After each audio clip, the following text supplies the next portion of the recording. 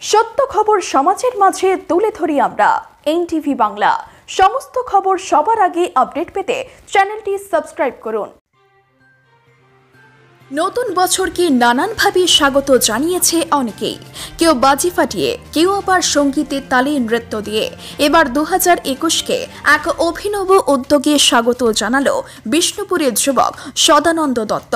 আজ সকাল 11টার পর প্রশাসনের তত্ত্বাবধানে লালবাঁধে আয়োজন করা হয় এই অভিনব উদ্যোগের। তিনি মাত্র 60 মিনিটে 2021 বার লালবাঁধের জলে ডুব দিয়ে নতুন বর্ষকে স্বাগত জানায়। আনন্দ ও উন্মাদনায় ফেটে পড়ে লালবাঁধের পারে উপস্থিত থাকা বিষ্ণুপুরের বাসিন্দা থেকে পর্যটক সকলেই। 2021 বার ডুব দিয়ে উঠে আসার পর ফুল দিয়ে শুভেচ্ছা জানায়।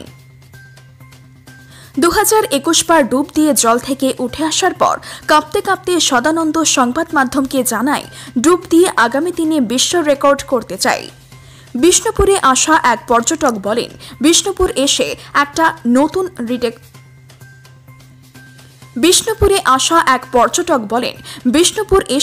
এটা একটা নতুন পাওনা পেলাম। এর আগে কোনোদিন এই ধরনের উদ্যোগ চোখে পড়েনি, সত্যি অসাধারণ।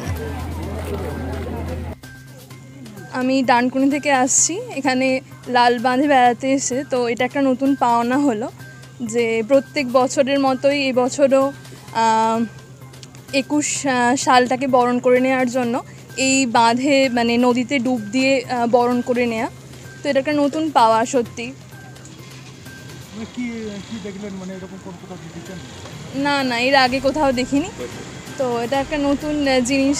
মানে আমাদের কোভিড প্যান্ডেমিকের মধ্যে তো এটা একটা বিশাল মানে অনেকদিন পর বাইরে বেরোনো হলো, তো সেটা একটা মানে দেখে ভালো লাগলো। আপনার নাম? পিয়াসা দে সরকার, ডানকুনি। নতুন বছরকে আপনি ডুব দিয়ে বরণ করেন, এই চিন্তা ভাবনা কিভাবে, কেনই বা এইভাবে চিন্তা ভাবনা? মানুষ অনেক কী করেছে, আমিও একটা রেকর্ড সৃষ্টি করছি। এটাই যদি গিনিস বুক রেকর্ড হয় আমি আবেদন করছি।